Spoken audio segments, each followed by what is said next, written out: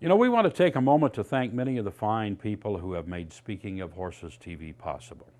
King Barnes, custom designed and built to your specs, crafted by experienced craftsmen just for you. Visit King Barnes for your class barn.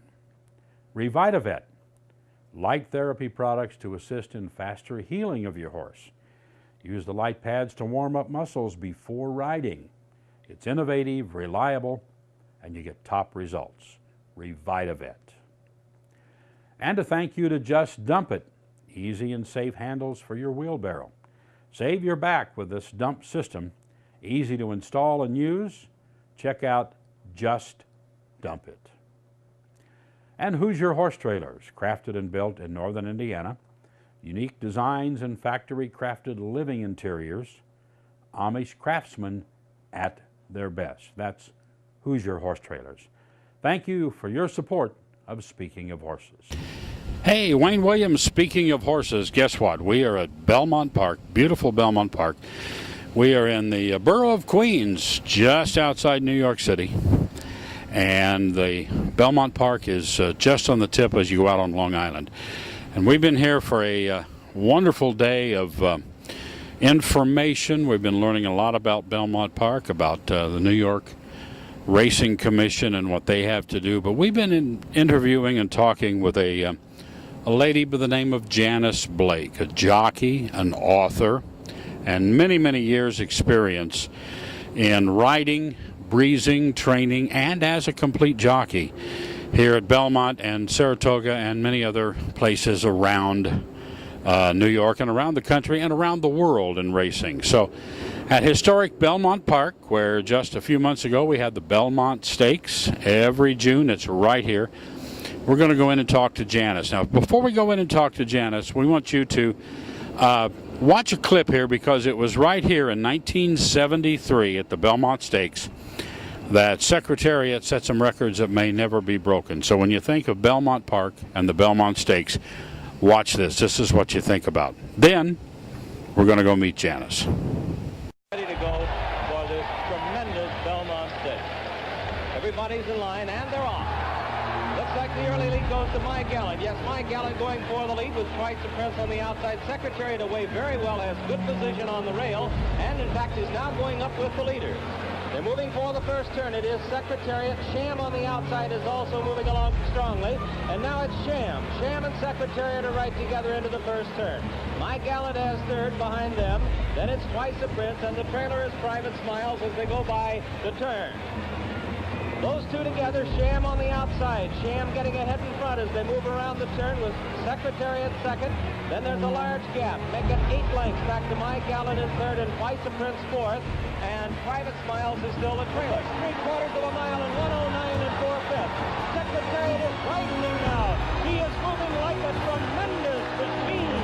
Second, My Gallant has moved back to third. They're in the stretch.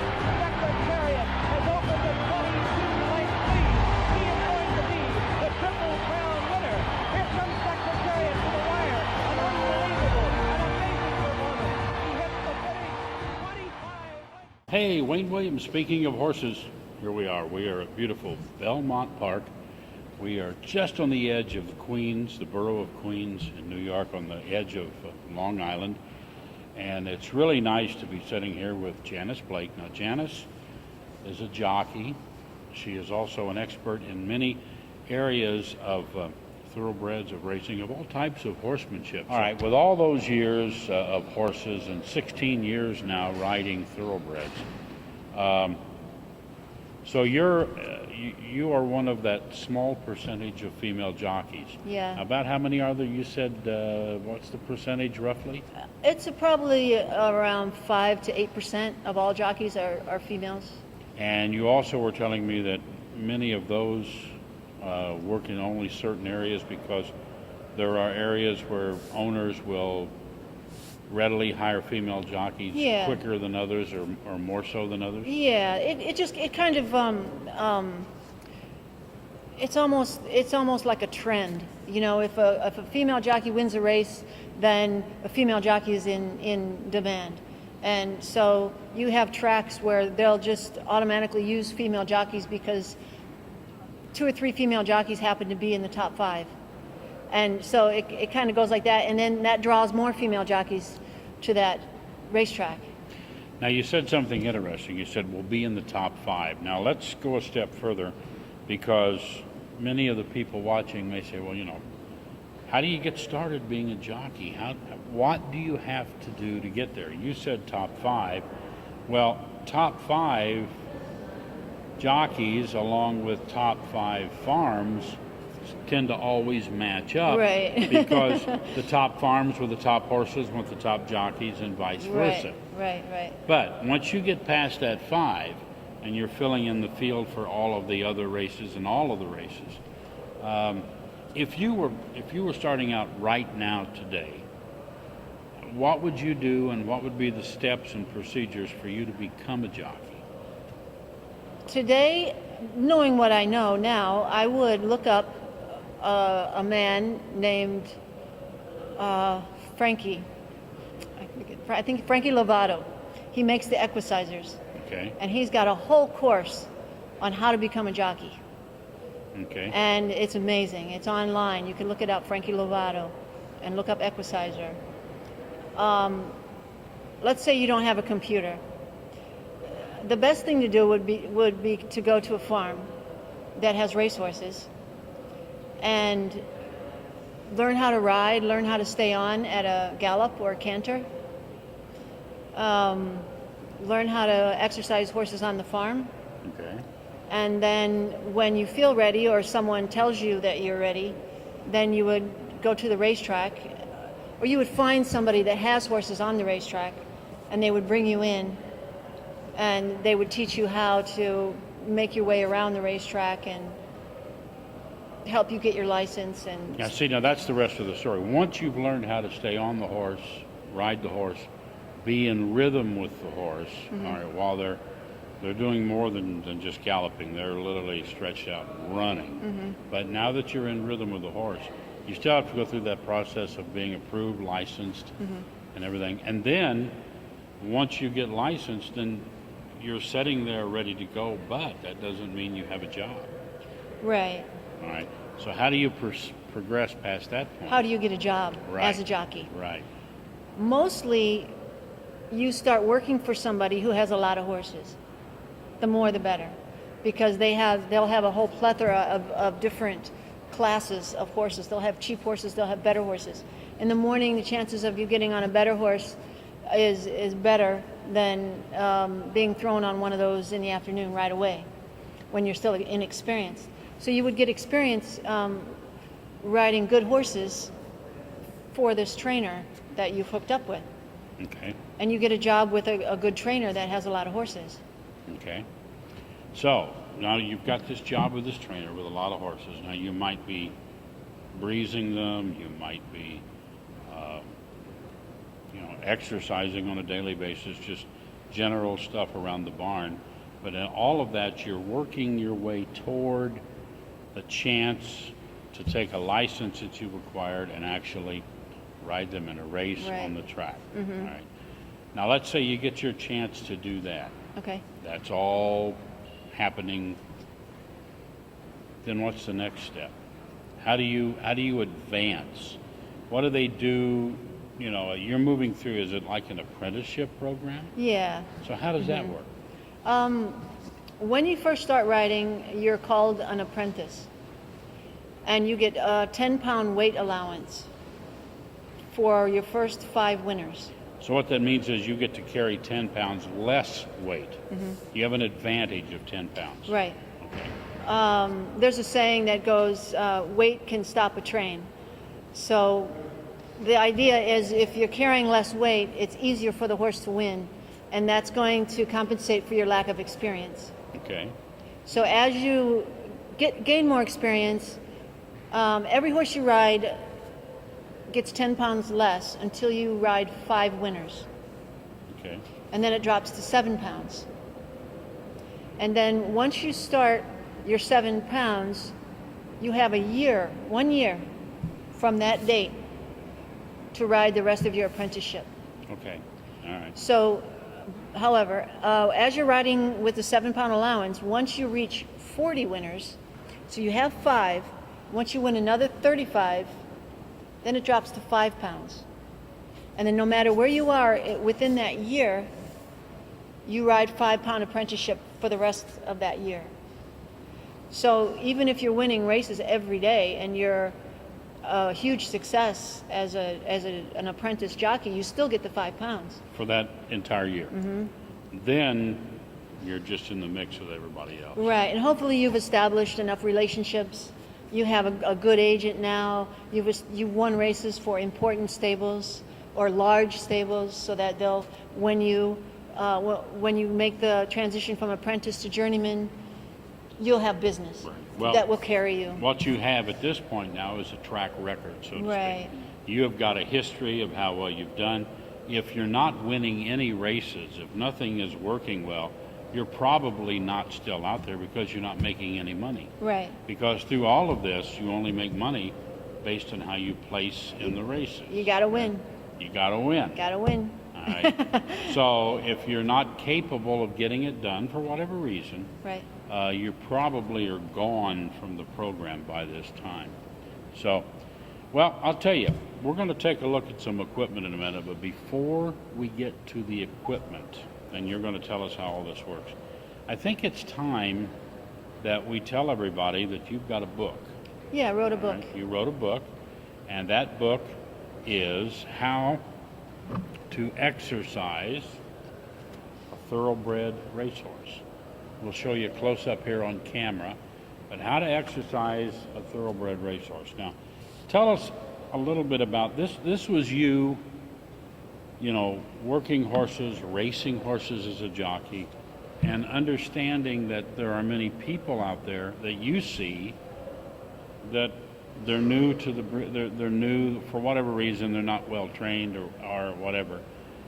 And you say, you know, there should be some type of manual to show these people how to properly do this. Or an accreditation anyway. Right. So You know. that was your inspiration, correct? Yeah, just seeing what mistakes are made on the racetrack with horses every day. And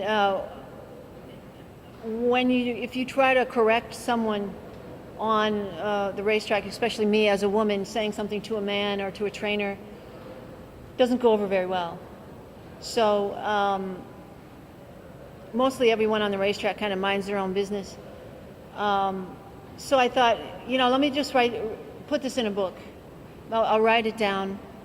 And I fashioned this book, and it tells how to take a horse from the stall to the racetrack and back safely.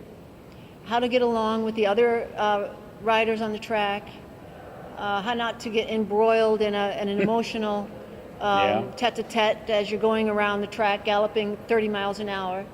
You know, all these little things that happen. It's like road rage in a car, but you're on the back of a horse. And I go over that, and I just explain how to circumvent that, or how to control your emotions, how to talk to the trainer, what to say to the trainer about their horse when you get back, how important that is, to be able to have some kind of feedback on how the horse went, or what your feeling is on how this horse is traveling. And a lot of exercise riders will just say, oh, the horse went good, and then run out the barn and to the next horse. And that doesn't help the horse any. And we're here to help the horse and to get better results. Well, you're here to communicate with that horse, because that horse and you as the jockey / rider have to be on the same wavelength. You have to be connected, so that when you need something from that horse on the track, you know, they know what you want. All right. I've heard jockeys tell stories,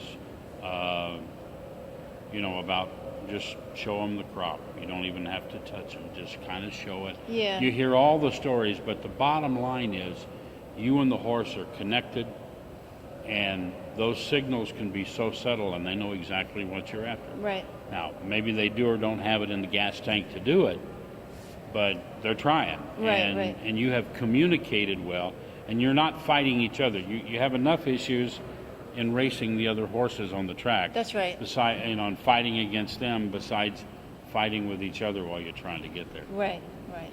So then what you're telling me, this will also help the people who are breezing or warming up or exercising those thoroughbreds to tell the jockeys more about how that horse went today before a race. So they got a little bit of a clue as to where that horse is before they go race. Yeah. Right? Okay, so you took your 16 plus years of thoroughbred riding and all the other years of horse or equine expertise. You took all of that knowledge and all of that expertise that you've put together, and you put it in a very simple book, How to Exercise Thoroughbred Racehorse. And it is, I was looking through this, it is a step-by-step process. You know, chapter 7, back to the barn. I mean, horse not wanting to walk. It's very step-by-step on, I love all the quotes. The quotes you put in Yeah, there. I love those. I've gotten a lot of good feedback on those. Yeah, there are some really nice quotes in there, and like the wind of heaven is that which blows between the horse's ears. I mean, you know, that's an Arabian proverb. But, right, I mean, it's centuries old. It's centuries old, but it is so neat, and there's tons of good knowledge in there. So, and it's How to Exercise a Thoroughbred Racehorse, Janice Blake, and it's quite a book. All right. It's available on my website. Tell us that. Tell us the website right now. My website is Janice L. Blake, and my book is available on my website through me. Now that Janice L. Blake is .com or .net? .com. .com. JaniceLBlake.com or your Facebook page? Same thing, Janice L. Blake. Okay. And that can take you to my website. Good. So do that. Check it out. Now we're going to take a break. When we come back here at Belmont, we will have Janice showing us some things about the equipment that goes into riding these thoroughbreds. So we'll be back in a moment with Janice, and we're going to take a look at equipment.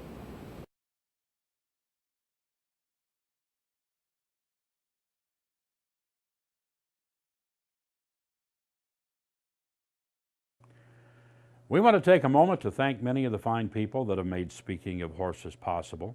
Source Nutrition, micronutrients for your horse or dog, developed and harvested from the ocean on the Maine coast. Years of research and development for the best supplements available. Source Nutrition.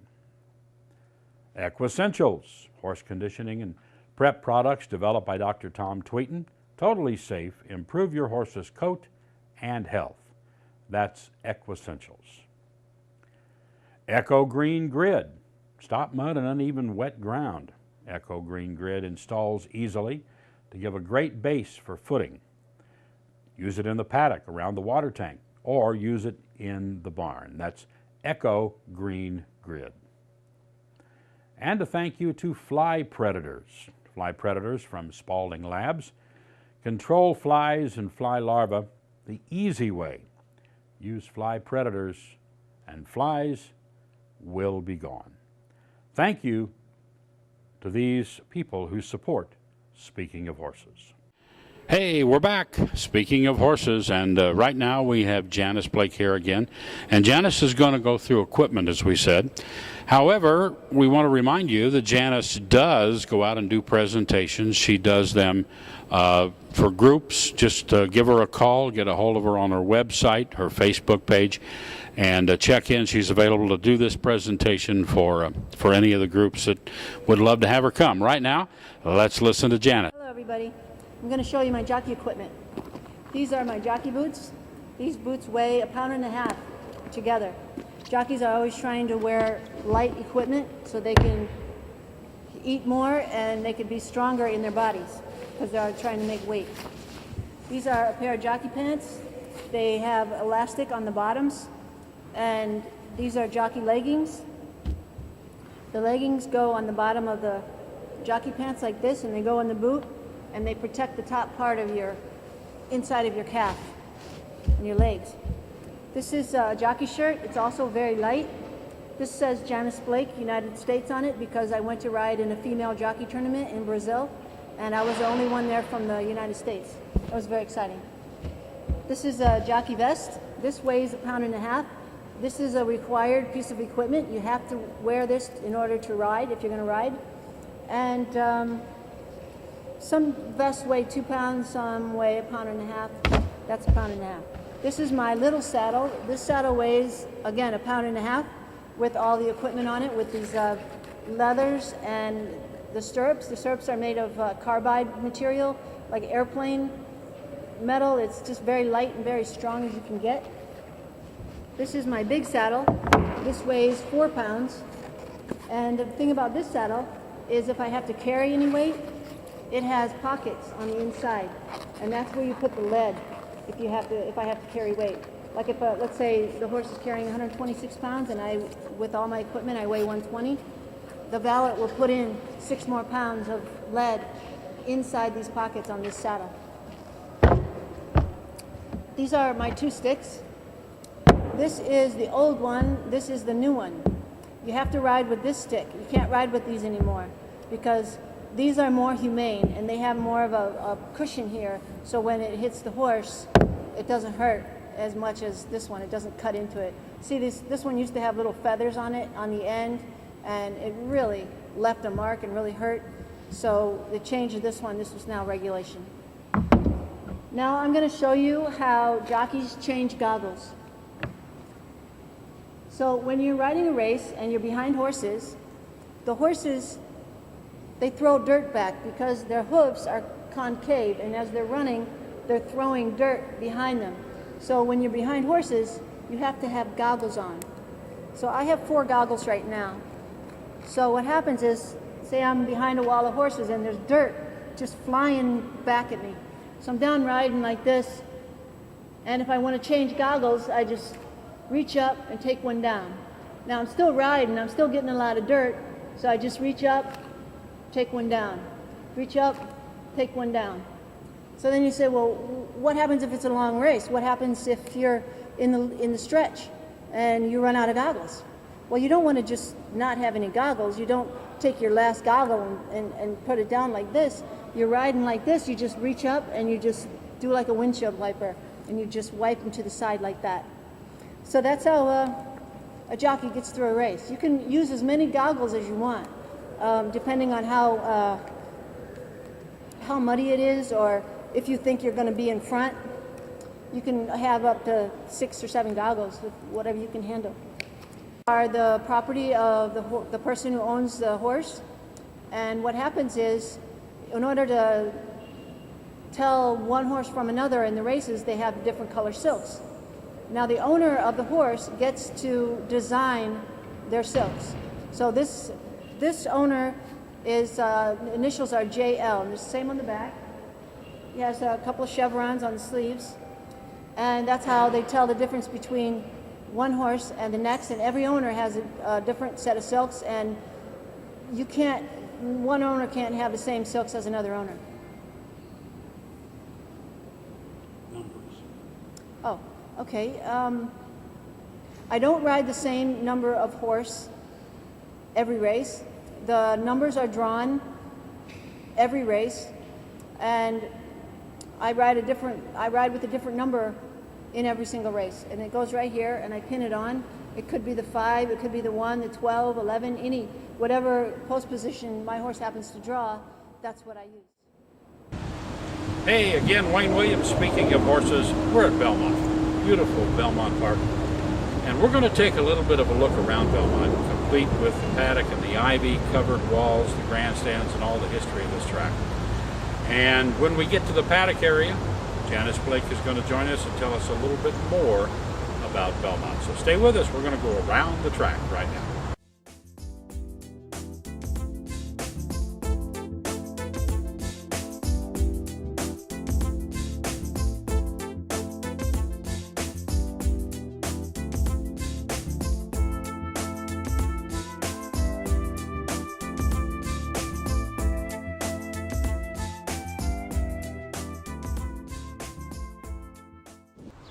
Well, we're taking our tour around Belmont Park, and it's a gorgeous facility. Now, Janice Blake has joined us again. Janice, how old is this park?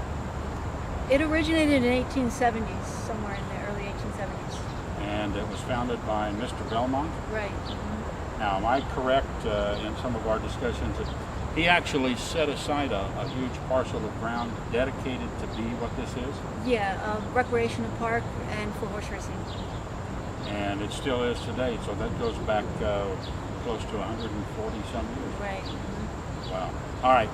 Of course, we know all the Triple Crown winners have run here over the years, but many famous horses have run here. Right. Didn't you even tell me something about Seabiscuit? Yeah, I believe it was here. Seabiscuit was supposed to run here one day, and then they had this huge crowd here, and he came up lame. So his trainer scratched him. And that was a big scandal at that time. So he was supposed to be here and wasn't, and here we go. Scandals never seem to get out of sight, right? So the park is very old, well, it's well groomed, and a park for this kind of age has character you just can't replace. Right, that's right.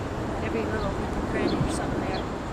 Now, being a jockey, when you're down in the jockey room getting ready to come ride, and in a moment we're going to have people see the paddock area here, and you're going to tell us a little bit about how the horses come here and get prepared to do this.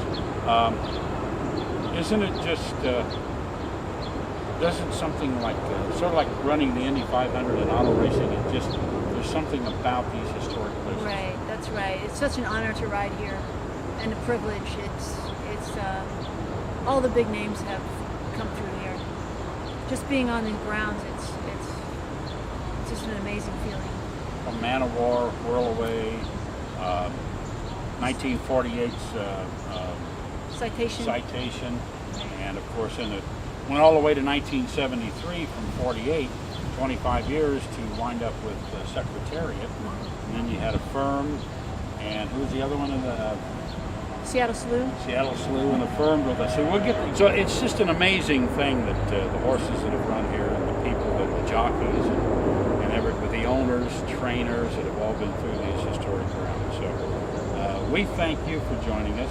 Thank you for having me on this tour around Belmont. We at Speaking of Horses would like to thank some of the people who helped to make Speaking of Horses TV possible. A big thank you to Equine Clot. Equine Clot is a wonderful product. Carry it in your saddlebag, put it in your first aid kit, wrap it on an equine wound. It immediately promotes clotting and is a great first aid tool. Thank you to Equine Clot. And to EquestraSafe, a complete line of equestrian riding products for trail, for arena, for wherever. From reflective vests, reflective headgear, tapes, signage, everything you need to ride safely and to be safe with your horse is available at EquestraSafe.com. Check them out. Thanks to all of the fine people that make Speaking of Horses TV possible.